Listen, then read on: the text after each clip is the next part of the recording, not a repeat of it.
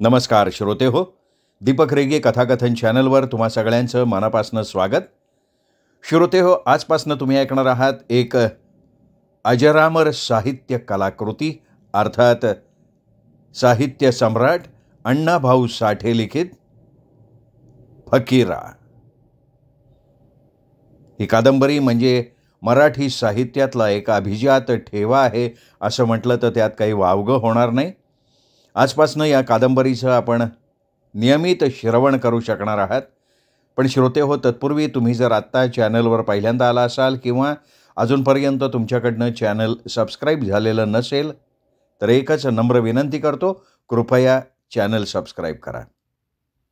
चला श्रोते हो, ऐकूयात साहित्य सम्राट अण्णाभाऊ साठे लिखित फकीरा या कादंबरीचा पहिला भाग. सूर्य मावळला होता.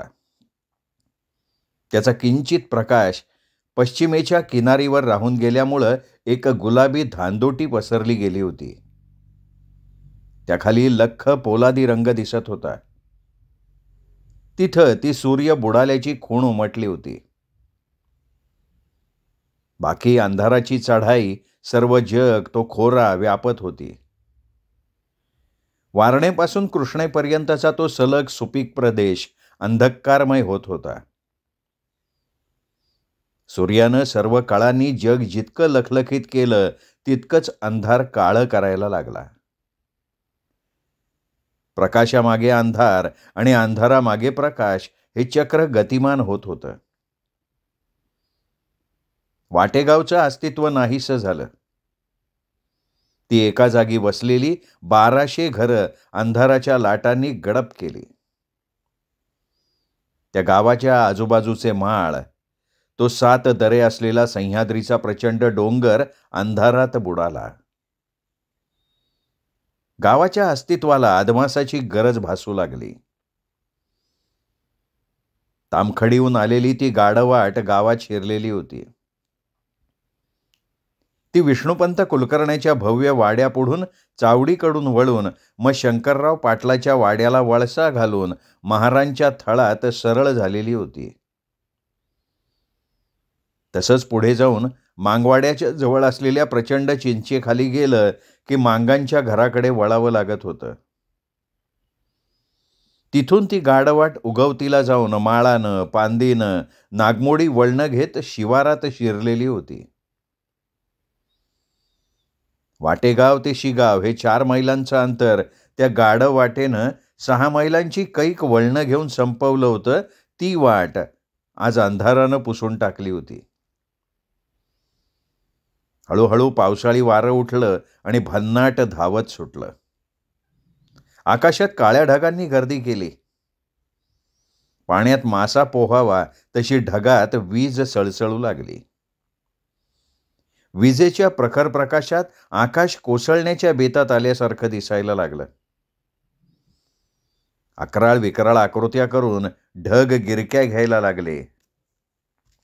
वारा त्या ढगांना चेंडूप्रमाणे टेपलू लागला. गावात सामसूम झाली. सर्व गल्ल्या निर्जन भासू लागल्या. मिणमिण जळणारे दिवे हळूहळू डोळे झाकायला लागले. कुत्री मुकी झाली. सर्वत्र निश्शब्दता नांदू लागली. भित्र वातावरण उदास होऊन उभं राहिलं. गाव हू का चू करीन असं झालं. शंकरराव पाटील एकटाच जोत्यावर बसलेला होता. कुणीतरी यावं आणि आपल्याशी बोलत बसावं असं त्याला वाटत होतं, पण कितीतरी वेळ कुणीच येत नव्हतं म्हणून तो चिडलेला होता. त्यानं आपले दोन्ही गुडघे पोटाची आवळून धरले होते आणि स्वतःला मंद झोके देत तो समोरच्या वाटेकडे टक लावून बघत होता. येणारा जाणाऱ्याचा सासुंद घेण्यासाठी त्यांनी आपले कान टवकारले होते, पण पाटलाशी बोलत बसायला कोणीच येत नव्हतं. दारं बंद करून लोक केव्हाच अंथरुणावर आडवे झालेले होते. त्याचीच पाटलाला चीड आली होती. जन्मभर कष्ट करून शेवटी मारायचं हे त्याला पसंत नव्हतं. माणसानं कसं आनंदात असावं, खेळावं, बोलावं आणि राबावं असं त्याचं मत होतं. उद्याच आषाढ निघत होता. उद्या शिगावात जोगिणीची यात्रा भरणार होती. शिगावच्या बाजीबा खोताचा त्याला हेवा वाटत होता. शिगावची ती जोगणीची यात्रा त्या खोतानं भरवलेली होती. आपल्या तरुणपणी त्यांनी काळगावच्या जोगणी दिवशी उभ्या गावाशी कलागत करून ती जोगणी जबरीनं आणली आणि त्या दिवसापासून काळगावची जोगणी जत्रा बंद पडून ती शिगावात सुरू झालेली होती. जर बाजीबा काळगावच्या लोकांना सापडला असता तर त्यांनी त्याचं शीर कापून वेशीला बांधलं असतं. पण बाजीबा जब्बर माणूस म्हणून तर शिगावची सारखी भरभराट होतीये. लोक एका वर्षात 3 जत्रा करत आपला संसार चालवतायत आणि आणि हे आपलं गाव. इथे काहीच नाही. दिवस बुडाला की शब्द येत नाही, माणूस दिसत नाही, खेळ नाही, तमाशा नाही, काही नाही. 12 महिन्यात एक जत्रा आणि तीही मढ्याला माणसं जमावीत तशी. एवढा मोठा गाव असून काय कामाचा? पाटील विचारांच्या तंद्रीत सापडला होता आणि मग पुन्हा भानावर येऊन ते विचार झटकीतही होता. एवढ्या समोरच्या वाटेवर घोड्याच्या टापा वाजल्या. पाटील कानोसा घ्यायला लागला. तोच ते घोडं मोठ्यांदा खिंकाळलं. त्याचा आवाज त्या रात्री शांत दूर दूर गेला आणि लगेच पाटलाचं घोडंही खेकाळलं. पाटील रोखून बघत म्हणाला, अरे कोण चाललंय ते? मी हाय, राणोजी मांग. राणोजी घोड्यावरनं खाली उतरून म्हणाला. पाटलानं आग्रहाच्या सुरात त्याला उद्देशून म्हटलं, अरे ये की, पान खाऊन जा. रात केली? वाईच रात झाली. आकाशात पाहत राणोजी तक्रारीच्या सुरात म्हणाला, आबा पाऊस उठलाय. अरे वारं सुटलाय, पाऊस काही येत नाही. पाटलानं निर्वाळा दिला आणि लगाम ओढत राणोजी जोत्याजवळ येऊन एका दगडावर बसला. अजून निजला नाही का जागताय? राणोजीनं विचारलं. काय करू अरे, नीजच लाग ना. का? काय झालं? काय नाही, उदास वाटते. गावात रगच नाही. पाटील मनातले विचार बोलू लागला. गावात जीवच उरला नाही र. दिवस बुडाला की गाव जाग्यावर नसतोय. मग काय करावं त्यानं? दमून भागून निसतोय. इतर कोण काही दमत नाही का? त्यांचा संसार नाही? त्या शिगावची माणसं का दमत नाहीत का? पण एका वर्षात 3 जत्रा करतात, संसार करतात. त्यांच्या गावात हाय ती जत्रा म्हणून ते करतात. आपण काय करावं? जत्रा काय आपोआप भरत नसतात, त्या भरवाव्या लागतात. उद्या आपण जत्रा भरवली तर का कोण नको म्हणणार आहे का कोण हात धरणार आहे? मग का भरत नाही? कशी भरणार? कशी भरणार?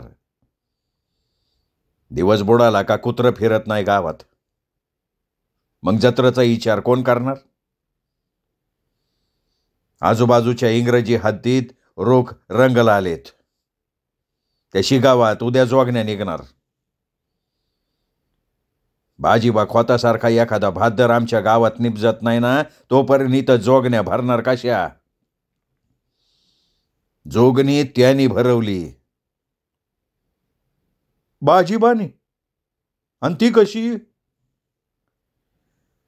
बाजीबानं काळगावच्या जोगण्यात जाऊन दंगल केली आणि जोगणीच्या हातातली वाटी पळवून आपल्या गावची जत्रा वाढवली.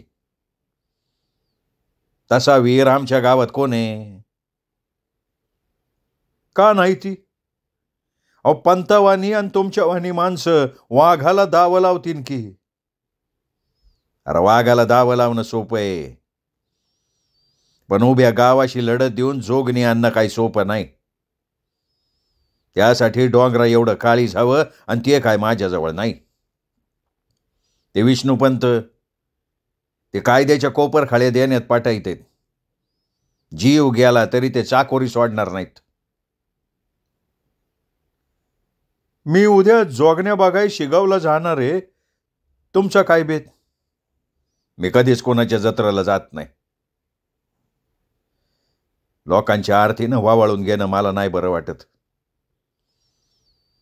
आपल्या घरात अंधार आणि आपण उजेडात मिरवायचं मला नाही रुचत ते. पाटील खिन्न स्वरात म्हणाला आणि पाटलानं राणोजीला पान दिलं. दोघांनी पान खाल्लं आणि राणोजी उठण्याचा विचार करायला लागला. तो पाटील म्हणाला, या पांढरीला बाजी बखवातासारखा माणूस पाहिजे तर या गावाची भरभराट होईल, लौकिक वाढन. बाजीबानं शिगावावर उपकार केले तसे या गावावर उपकार करायला माणूस हितच जलमला पाहिजे. हे ऐकून राणोजी एकाएकी गंभीर झाला.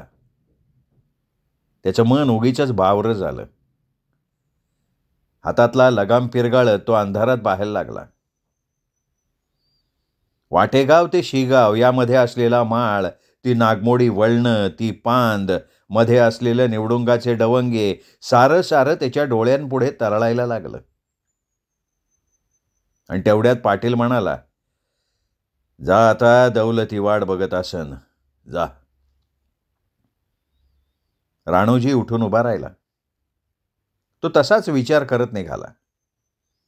घोडं त्याच्या मागून चालायला लागलं. तो थळात आला. कोंडीबा महार अंधारात बसून भजन म्हणत होता.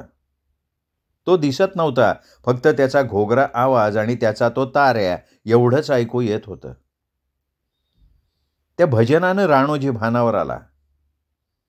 त्यांनी समोर मांगवाड्याकडे पाहिलं आणि घोड्यावर उडी घेतली. गावापासून एका हाकेच्या अंतरावर असलेला मांगवाडा निश्चित पडलेला होता. 5 पुरुष उंच निवडुंगानं त्या 50 घरांना वेढा घातला होता. त्या निवडुंगाची 2 टोकं त्या गाडवाटेजवळ त्या चिंचेच्या झाडाखाली येऊन जुळत होती. तिथेच मांगवाड्यात जाण्याची वाट होती. त्या निवडुंगात ती घरं कशी बशी उभी होती. ती उसाच्या पाल्याची घरं भेदरल्यासारखी भासत होती. त्यांच्या डोकीवरचं आकाश आता काळवंडलं होतं, त्यामुळे त्यांचं धाबं दणाणलेलं होतं. मधूनच एखादं घुबड फुतकारत होतं, मध्येच पिंगळा किजबिजत होता. अस्सल नाग व्हला पक्षाची शिकार करण्यासाठी सरपटत होते, तर त्यांच्याशी हाडवैर बाळगणारी मुंगस त्या नागांवर रापत होती. काही ठिकाणी त्यांच्या झटापटी सुरू झाल्या होत्या. सापाचं गुरगुरणं आणि मुंगसाचं चिरकणं ऐकून मांगांची पोरं गर्भगळीत होऊन आयांच्या कुशीत अधिकाधिक शिरत होती. पसरलेले पाय पोटाशी घट्ट धरत होती. मृत्यू त्यांच्या उश्या पायथ्याला वळवळत होता. तिथं किती माणसं आहेत याची गावाला माहिती नव्हती. ती काय खातात याची कोणाला काळजी नव्हती. मात्र मांगवाडा त्या निवडुंगात आहे हे सर्वांना माहिती होतं. ते सर्व सनदशीर शिपाई आहेत. गावाच्या राखणदारीची धुरा त्यांच्या मानेवर असून ते गावाचे नोकर आहेत हे कायद्यानंही मान्य केलेलं होतं. गावात आणि रानात जे काही होईल त्याची जबाबदारी त्या मांगांवर होती. एक जरी पेंढी इकडची तिकडे गेली तरी सनदशीर शिपाई म्हणून त्यांना जाब विचारला जात होता. ते दर दसऱ्याला मानाची तलवार पूजत. त्या वस्तीत दारिद्र्य आणि तलवार यांचं ऐक्य जगावेगळं झालेलं होतं.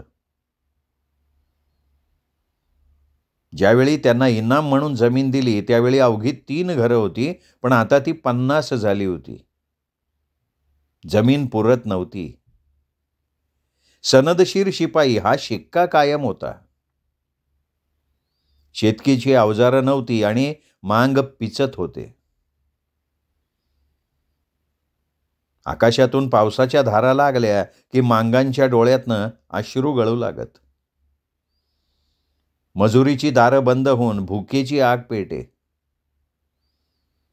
पोरं रडू लागत, म्हातारी टाचा घासू लागत, तरणी कंबर बांधून पाणी पिऊन दिवस रेटीत, जुलमानं जगत. भीक मागणं ही अपमान मानणारी ही जात खुशाल भुकेकडे पाहत विचार करी. विचार करून दमे आणि मग तिच्यापुढे एकच मार्ग स्पष्ट होई.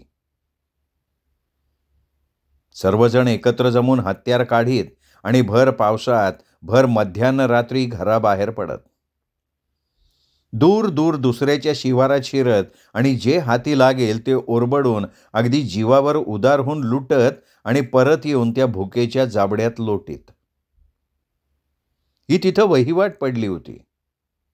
एक दिवस नव्हे तर दरवर्षी सुगी येईपर्यंत पावसाळ्यात दररोज त्यांना चोर बनावं लागत होतं.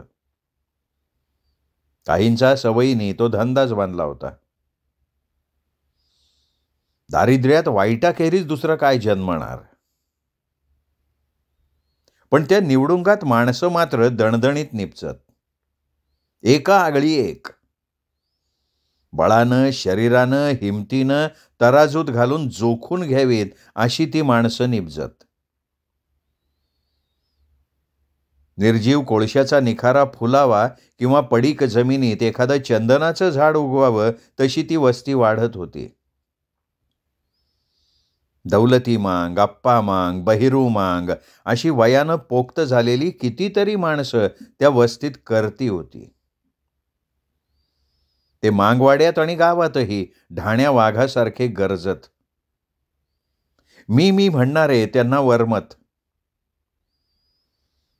त्याचप्रमाणे दौलतीचा राणोजी, बळी, पांडू, दगडू, निर्या, सावळ्या, गोंदा अशी तरणी पोरं तलवारीच्या पात्यासारखी वावरत.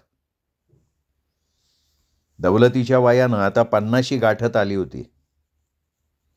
त्याच्या रुबाबदार मिशीत आता पांढरे केस चमकत होते, पण त्याचा दणदणीत पिळदार देह टणक होता. त्यातला जुना वळ कायम होता. शिवाय आता त्याचा राणोजी हा करता सवरता झाला होता. घर आणि सरकारी चाकरी तोच पाहत होता.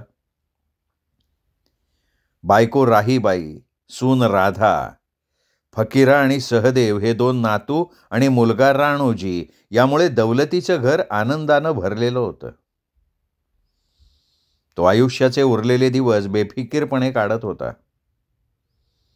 परंतु आज राणोजीला भलताच उशीर लागल्यानं तो बेचैन झाला होता. राहीबाई उदास होऊन बसली होती. फकीरा, सहदेव हे बापाची वाट बघत होते आणि तो अजून का येत नाही म्हणून बाहेर बघत आज्याला विचारत होते. त्यांना देवाच्या गोष्टी सांगून राहीबाई वेळ मारून नेत होती. राधाबाई चुलीपुढे बसून कण्या शिजवत होती. कण्या रटरटत होत्या आणि दौलतीचे कान घोड्याच्या टापा ऐकण्यासाठी आतुर झालेले होते. 10 वर्षांचा फकीरा केविलवाणा चेहरा करून म्हणाला, बाबा बाबा गबऱ्या का येईना. गबऱ्या आता येईन बघ पळत तुझ्या बापाला घेऊन. एकदा पेंढार लोकांची टोळी गावंदरीला उतरली होती. त्यापैकी एका पेंढारानं आपल्या घोडीचं शिंगरू दौलतीला दिलं होतं. त्या शिंगराचा दौलतीनं प्रचंड घोडा केलेला होता. लहानपणापासून त्याला आपल्या पोराप्रमाणे जपून त्याचंच नाव गबऱ्या असं ठेवलं होतं. तो गबऱ्या साऱ्या गावाच्या ओळखीचा झाला होता. फकीरा आणि सहदेव हे बाप कधी येणार असं विचारण्याच्या ऐवजी गबऱ्या कधी येणार असं विचारत. त्यांचा जन्मदाता खरंच त्या गबऱ्याच्या हवाली असे. रोज गबऱ्या त्या चिंचेखाली येऊन घराकडे वळताच मोठ्यानं खिंकाळे. त्याबरोबर पोरं आनंदून उड्या मारत. गबऱ्यानं खिंकाळणं म्हणजे त्यांचा बाप येणं असं समीकरणच झालेलं होतं.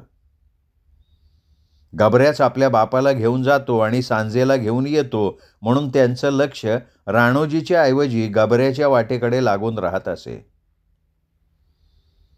राहीबाईच्या गोष्टी हूं म्हणून ऐकत बसलेली पोरं उगीचच हूं म्हणत होती. त्यांचं सारं लक्ष गबऱ्याच्या खिंकाळण्यावर होतं.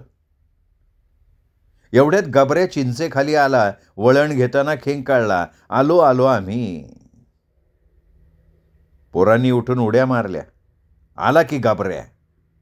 आणि दारात येऊन गबऱ्या फुरफुरला. दौलतीनं लगाम धरून त्याला दावं लावलं. राणोजीनं तलवार पाखाडीत खोचली आणि पोरं बरगडीला बिलकली. राहीचा जीव भांड्यात पडला. राधा लाजली, चोरून पाहून मान फिरवली. दौलतीनं गबऱ्याची खंदाडी घरात आणली. अमाप मक्याची कणसं चुलीकडे पळाली आणि दौलती म्हणाला, उशीर केला. हा झाला वाईच, पाटलानं थांबिवलं. अरे पनीज वाऱ्याचं, लवकर यायचं ना, राहीबाई म्हणाली. राधानं टवकारून बघितलं. भाजलेली मक्याची कणसं घेऊन फकीरा आणि सहदेव बापाच्या दोन्ही मांड्यांवर बसून ऐकायला लागले. राधानं जेवणं वाढली. जेवता जेवता दौलतीनं बोलणं काढलं. काय म्हणिता पाटील? काय नाही, शिगावच्या जोगणीची कथा निघाली होती. पंतांची गाठ पडली का? नाही नाही, पर ही जोगणीची काय भानगड आहे आबा? अरे भानगड कसली, तो 12 बलुत्याचा खेळ आहे. 2 बैती नवरा नवरी व्हायची आणि त्यांची वरात काढायची.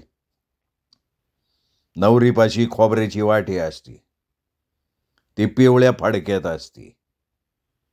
जर ती वाटी कोणी पळवली तर त्या गावची जत्रा बंद व्हायची आणि ज्या गावात ती वाटी जाईन त्या गावात जोगणीची जत्रा भरायची, असा रिवाज आहे. तर वाटी पळवणारा आपल्या हद्दीत गावला तर त्याचं डोसकं मारायचा बी रिवाज आहे. खोबऱ्याच्या वाटीसाठी डोसकं मारतात? फकीरानं दौलतीकडे रागानं बघत विचारलं आणि दौलती म्हणाला, अरे ती निस्ती वाटी नाही, ती त्या गावाची आबरू असती. ते ऐकून फकीरा राणोजीकडे वळाला आणि म्हणाला, आणखी गा ती वाटी हिसकून. हे ऐकून सगळेच हसायला लागले. राधा तर सगळ्यात मोठ्यांदा हसली आणि मग हळूच म्हणाली, बराच की आहेस, ती खोबऱ्याची वाटी खासीन का? हो, दे की आणून, त्यात काही जड नाही. फकीरा गुरकला.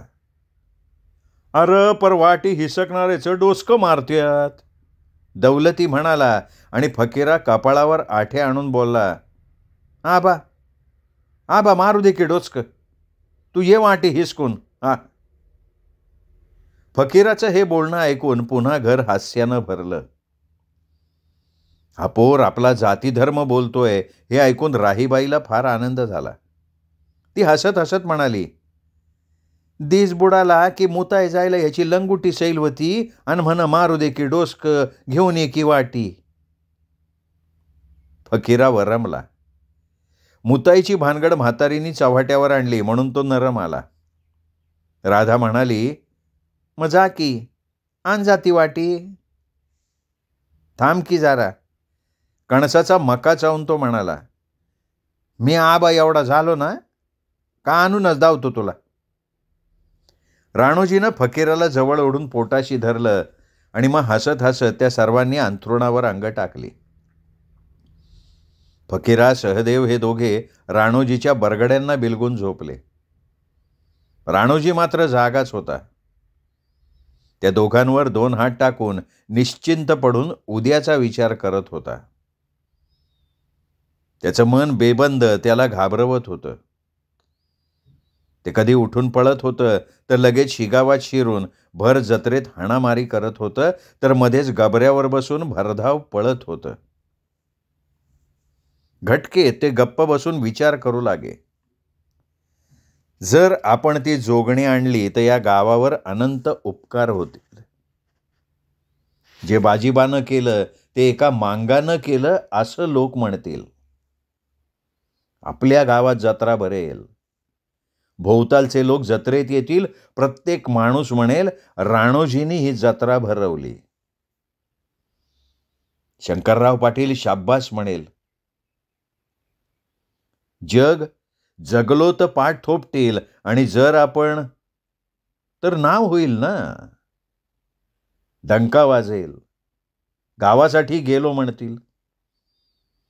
मरण कधीतरी येणारच आहे. ते जर जोगणी आणीत असता आलं तर गावावर उपकार होतील. आपल्या अंगावरच्या जखमा गावाच्या काळजावरच्या मोहरा ठरतील. गबऱ्याच्या टापा कोरल्या जातील. पण मग आई, फकीरा, साधू, राधा यांचं काय? ती कशी जागणार? म्हातारपणी त्यांना कोण? पोरं मोठी व्हायला 10 वर्ष हवीत, तोवर हे 5 जीव कसे जागणार? काय होतंय त्यांना? जगतील किती? आपण नव्हतो तेव्हा ही माणसं जगत होतीच की. पुढेही जगणार. आणि गावावर उपकार करणारा माणूस इथे जन्माला याची पाटलाला खात्री वाटेल, विष्णुपंताला आनंद होईल. राणूजी डोळे झाकून विचार करत होता. हळूहळू अंधार निघून गेला. पहाट झाली. निवडुंगात पाखरं जागी झाली. त्यांनी किलकिलाट करत पंख झाडले. पूर्वेला अनंत रंगांच्या लकेरी उमटल्या. पाऊस घेऊन आलेल्या काळ्या ढगातनं तेजोमय अरुण डोकवायला लागला आणि त्याला बघून कोयल हर्षभरीत झालं. कुहू कुहूचा नाद सुरू झाला. ते ऐकून आल्हाददायी वारा भिरभिरला आणि निवडुंग उजाळलं. सृष्टीच्या गालावर स्मित तरळलं. वारणापासून कृष्णेपर्यंत सारा खोरा प्रकाशमय झाला. गावाच्या पश्चिमेला असलेला तो सातदरा पर्वत छाती काढून उभा राहिला. सर्वत्र हालचाल सुरू झाली. निर्भयता अवतीर्ण झाली आणि आज शिगावची जोगीण आणायची असा निर्धार करून राणोजी उठला. दुपार फिरली. राणोजी शिगावला निघाला. फकीरा सहदेव यांना काखेत घेऊन गाड वाटेपर्यंत येऊन चिंचेखाली थांबला. दौलती तलवार आणि गबऱ्याला घेऊन आला. पोरांना खाली ठेवून राणोजीनं तलवार घेतली. 6 बोटं रुंदीचं ते लखलखीत पल्लेदार पात. वजनदार मूठ, मुठीला विधभर बरचेची फळ. माशी बसली असती तरी ती कटून पडावी अशी धार. अशी ती जंगी तलवार हातात येताच राणोजी भरकन उठला, गबऱ्यावर बसला आणि दौलती म्हणाला, "कुणा संग भांडणताण टाकारायचा नाही. देसावर पारतायचं." राणोजीनं होकारार्थी मान हलवली आणि पूर्वेकडे तोंड केलं. गबऱ्या ढेंगा टाकत ओढीनं निघाला. पाठीमागून फकीरा सहदेव एकाच आवाजात ओरडले, "आबा, आम्हाला पेढा आणा." राणोजीच्या पोटात कालवा कालव झाली आणि त्यांनी नकळत गबऱ्याला टाच मारली. एकदम धडपडून गबऱ्या तुर्की चालीवर आला आणि निघाला. त्याच्या मानेवर धनुष्याकृती बाक होऊन मयूर मस्तकीच्या तुऱ्याप्रमाणे त्याचं मस्तक नाचायला लागलं. सूर्य पश्चिमेला मंद गतीनं निघाला होता आणि राणोजी पूर्वेला निघाला होता. दोघांना परत फिरण्याची घाई झाली होती. राणोजीची नजर आपल्या शिवारावर भिरभिरत होती. मेहनती खाऊन पडलेल्या जमिनीतनं आता कुऱ्या फिरत होत्या. ओढ्या बांधून शेतकरी पेरणी करत होते. ते काळ्या वावरात बी पेरत होते, पण त्यांना खात्री होती की याच मातीत हे बी जीव धरून उगवणार आणि काळ्याची जागा हिरवीगार पिकं शोभवणार. पुढल्या वर्षी याच जागी आपली मेहनत साकार होऊन उभी राहणार म्हणून माणसं कष्टत होती. त्यांना पाहून राणोजी स्वतःशी म्हणाला, "जे पेरावं ते उगवते." शिगावची जोगणी वाजत गाजत निघाली होती. 12 बलुती झुलत होती. गावच्या गल्ल्या माणसांनी भरल्या होत्या. बायका पोरं थव्या थव्यानं उभी होती. पोळ्या खाऊन ढेकर देत गडी माणसं धावपळ करत होती. जोगणी भरली की गावाचं दुःख दारिद्र्य टळतं अशी श्रद्धा असलेली ती माणसं जोगणीला नमस्कार करून औख मागत होती. आज जोगणी फिरून जाताच तमाशा उभा राहणार होता. उद्या सकाळी कुस्त्यांसाठी परगावची मंडळी येऊन आधीच दाखल झालेली होती. खांद्यांवर पिवळे लंगोट टाकून पहिलवान मिरवत होते. सर्वत्र माणसंच माणसं झाली होती. जागोजाग जोगणी आणि जोगा थांबत लोकांना नमस्कार करत आणि मग पुढे निघत. गावातल्या ताकदवान माणसांनी जोगणीभोवती हाताला हात धरून कडं केलं होतं. त्यांच्या आसपास नंग्या तलवारी धरून धारकरी चालत होते. त्यांची करडी नजर सर्वत्र फिरत होती. तलवारीच्या सावलीतच ती जोगा जोगणीची मिरवणूक चालत होती. पुढे सर्व वाद्य एका तालात वाजत होती. पिवळ्या कापडात गुंडाळलेली ती वाटी घेऊन जोगणी मंद गतीनं निघाली होती. तिच्या शेजारी न्हावी झडपीण होऊन सूप फिरवत होता. चांभार लाकडी घोड्याला बोराटीचा काटा बांधून माणसं हाकत होता. तो बोराटीचा काटा लागला तर अशुभ असतं ही भीती असल्यामुळे कोणीही पुढे येत नव्हतं. बाजीबा खोताचा लेक बापू हातात नंगी तलवार घेऊन थोड्याच अंतरावर आपलं अवखळ घोडं दौडीत उगीचच भराऱ्या मारत होता. बहिरी ससाण्याप्रमाणे सुरकांड्या मारून तो आपल्या चपळाईचं प्रदर्शन करत होता. हेतू हा की कुणीही जोगणीकडे गैरहेतूनं बघूच नये. दुसऱ्या बाजूनं गजा सुतार आपलं अवखळ घोडं लगाम ओढून आवरत होता.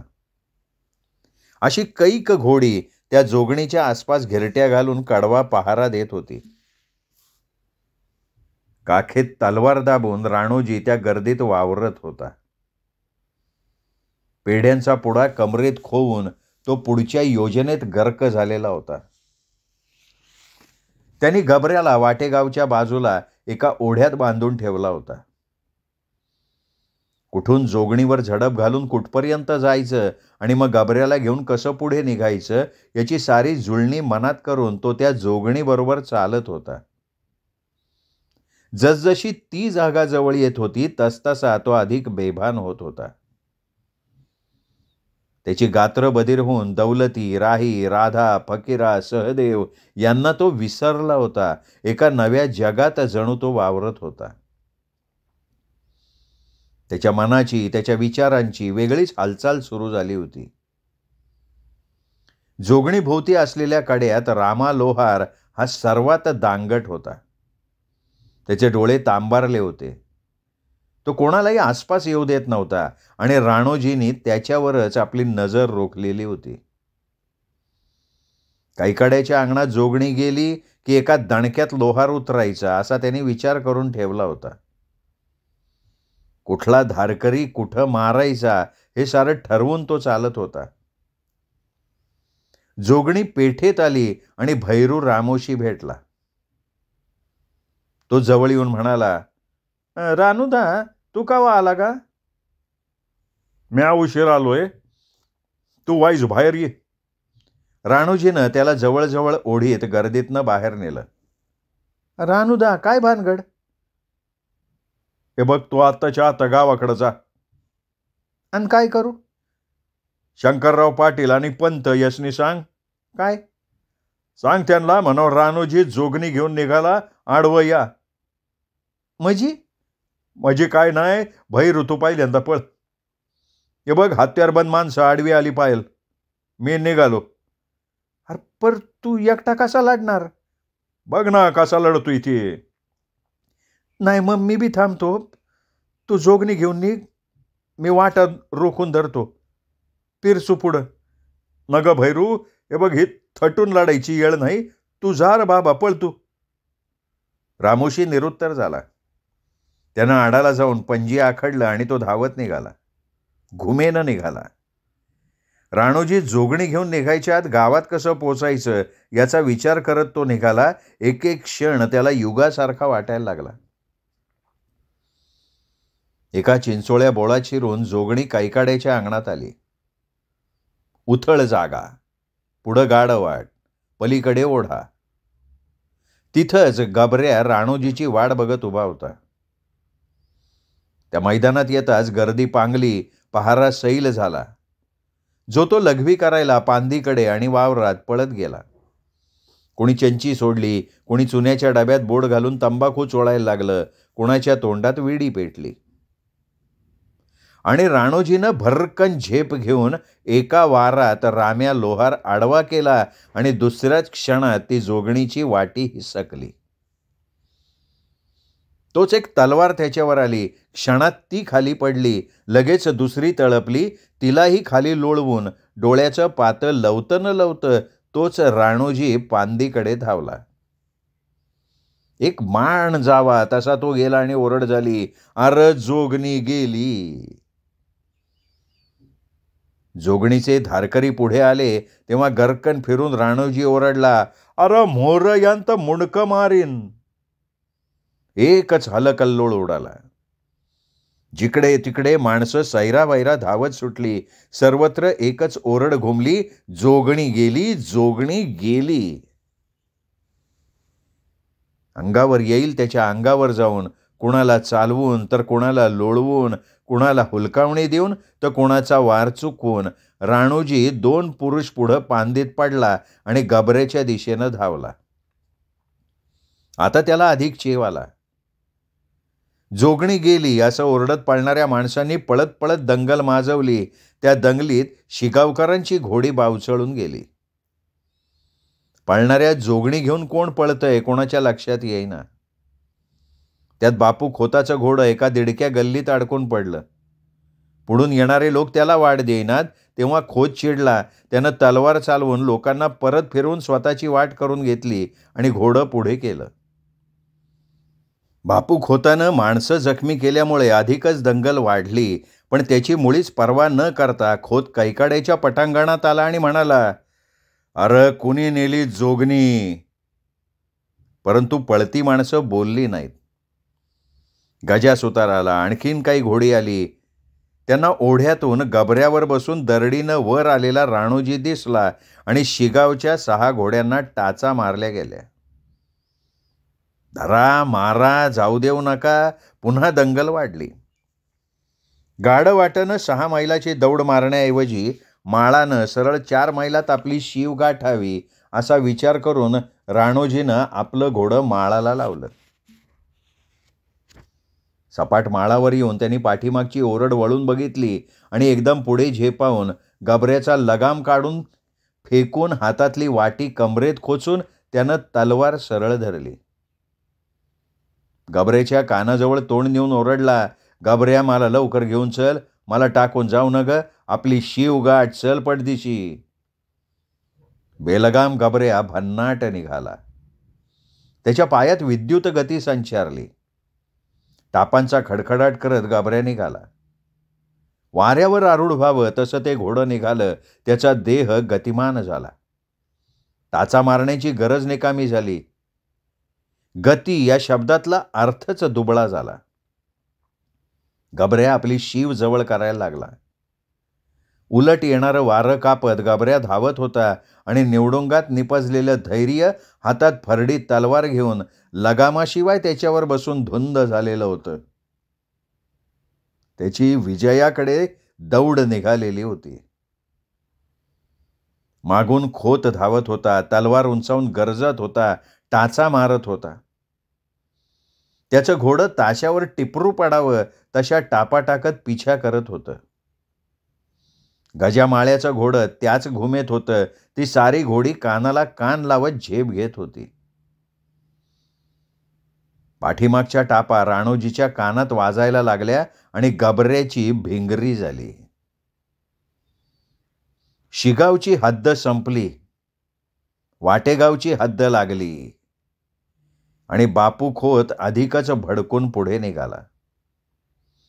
त्याला पाहून राणोजीनं विचार केला की यानं वाटी परत नेऊ नये. तो कमरेची वाटी काढून चावून खाऊ लागला, गिळू लागला. गबऱ्या दमण्याऐवजी अधिकच दौडत होता. त्याच्या नाकातनं करण्यासारखा आवाज यायला लागला, कारण इतक्या वेगानं तो यापूर्वी कधी धावलाच नव्हता. राणोजी जोगणी घेऊन निघाला ही खबर भैरूनं गावात पोचवली आणि गावात एकच गडबड उडाली. हां हां म्हणता साऱ्या गावात बातमी खेळली. सारा गाव शिगावच्या गाडमार्गानं धावत निघाला. हत्यारांनी वाट गच्च भरली. ती बातमी जेव्हा मांगवाड्यात आली तेव्हा दौलती चरकला, राहीबाई भांबावली, राधा धावत दारात आली आणि थांबली. फकीरा चिंचेवर चढला, आपल्या झुंजार बापाला शोधायला लागला. सहदेव रडायला लागला. मांगांनी कुऱ्हाडी ठोकल्या, महार धावत निघाले. शंकररावानं खोगीर न घालता घोडं दामटलं. पंतांनी आपला घोडा दुडक्या चालीवर लावला आणि गाव राणोजीला आडवा निघाला. पण राणोजी त्या गाडमार्गानं येत नव्हता. त्यानं माळाला येऊन शिव गाठली होती तरी सुद्धा खोत मागे फिरला नव्हता. तो जास्त चिडून पुढे पुढे येत होता. पिछा करणारी घोडी ऊर फुटून धावत होती. ती कधी जवळ भिडत होती तर कधी मागे राहत होती. माळाचा आरडाओरडा वाढला होता. गजा सुतार राणोजीला भिडून होता. तोच खोत ओरडला, गजा भाला फेकल्या का? गजानं झुकांडी घेऊन पुन्हा लगट केली आणि आपला भाला जुमानून फेकला. तो वजनदार भाला राणोजीच्या पाठीत खपकन शिरला. त्याच्या बधीर अंगात आधीच कळ मेली होती. ती किंचित वळवळली. तो रक्तानं न्हायला लागला. त्यानं पाठीत भाला घेऊन गजावर रोख धरला. खोत पुढे येऊन बाजूला झाला. पुन्हा गजामाळी जवळ आला. राणोजीनं खसकन वार मारला. पागोटं तोडून तलवार नाकाच्या शेंड्यापर्यंत खाली आली, उतरली आणि गजा घोड्याखाली कोसळला. पडलेला गजा बघून खोत चिडला, ओरडायला लागला. गाडवाटेने निघालेले लोक ती ओरड ऐकून चकित झाले आणि सारा लोंढा माळाकडे धावत निघाला. पण आडवाटेनं माळ जवळ करणं फार कठीण. गजा खाली पडताच बापूनं आपला घोडा राणोजीच्या जवळ नेला आणि मागं उसण घेऊन भाला फेकला. तो गबऱ्याच्या चौकात शिरला खासदिशी. त्याबरोबर पळून दम उखडलेला गाबऱ्या पुढच्या 2 पायांवर कोसळून पडला. त्याचं ऊर फुटून तो रक्त ओकायला लागला. राणोजी उठून सरळ होईपर्यंत त्याच्यावर मुरकुंड पडली. त्याला अवसर मिळण्यापूर्वी त्याच्यावर वार झाले, पुन्हा पुन्हा झाले आणि मग तो मर्दमांग मुठीत तलवार घट्ट धरून त्या आपल्या इमानी गबऱ्यावर कोसळला. खोतानं वाटी शोधली, ती मिळाली नाही. मग राणोजीचं शिर घेऊन तो परत फिरला आणि वाटेगावचे लोक तिथे आले. तो देखावा बघून गाव स्तंभित झाला. 1 मैल हद्दीत शिरून खोतानं केलेली आगळीक बघून गाव चिडला, भडकला. शिगावकरांनी रिवाज मोडला होता. दौलती प्रेतावर अंग टाकून ऊर बडवायला लागला. राही राधा एका वावरात लोळायला लागल्या. पोरं दीनवाणी होऊन रडायला लागली. गाव जमला. लहान थोर रडायला लागले. बायांनी राहीबाई राधा यांना आवरलं. विष्णुपंत आले. त्यांनी शिराशिवाय राणोजी बघितला. त्यांचा चेहरा उग्र झाला. सर्व लोक त्यांच्या तोंडाकडे बघायला लागले. आता पंत काय सांगणार? पंत दाटल्या कंठानं म्हणाले, खोतानं अपराध केलाय. 1 मैल हद्दीत शिरून आमचं शिर नेलंय. ते परत आल्या वाचून या प्रेताला अग्नी देता येत नाही आणि ते शिर परत येईपर्यंत या हद्दीत मी पाणी पिणार नाही. शिर आणीन वा शिर देईन. असं म्हणून पंतांनी घोड्याला टाच मारली. काळा पांढरा तो घोडा उसळला, शिगावकडे निघाला. राणोजीच्या मुठीतली तलवार काढून घेऊन शंकरराव पाटील ओरडला, अरे मी शिगाव बेचिरा करल, नाही तर वाटेगावला हाग लावून मी बी जळून मरल. चला. पुन्हा तो मानव नोंढा निघाला. भैरू रामोशी कुऱ्हाड घेऊन धावत होता. मारुती चव्हाण पट्टे चढवून झेपा घेत होता. तायनू महार भाला परजीत सगळ्यांना मागे टाकायचा प्रयत्न करत होता. कुऱ्हाडी लखलखत होत्या, तलवारी झळझळत होत्या, दौलती दुःख विसरून त्यातून पळत होता. दुलाजी ढेकणा, नाना डोंगरा, पांडू नांगरा, बळी मांग, आप्पा मांग, सावळा मांग, एकूण एक म्हातारा आणि तरणा माळानं पळत होता. राणूजीचं शिर घेऊन येऊ नाही तर आपलं शिर देऊ हा सर्वांचा निर्धार झाला होता. फक्त भैरू रामोशाचा विचार वेगळा होता. भैरू रामोशी म्हणत होता, एका शिराची किंमत मी 50 शिरं घेणार. त्यानं गावासाठी शिर दिलं म्हणून गाव त्याच्यासाठी शिर द्यायला सज्ज झाला होता. श्रोते हो, तुम्ही ऐकताय साहित्य सम्राट अण्णाभाऊ साठे लिखित फकीरा ही कादंबरी. आज या कादंबरीचा पहिला भाग तुम्ही ऐकलात. हा भाग कसा वाटला कमेंट करून जरूर कळवा. हा भाग तुम्हाला नक्की आवडला असेल, त्यामुळे हा व्हिडिओ लाईक करा.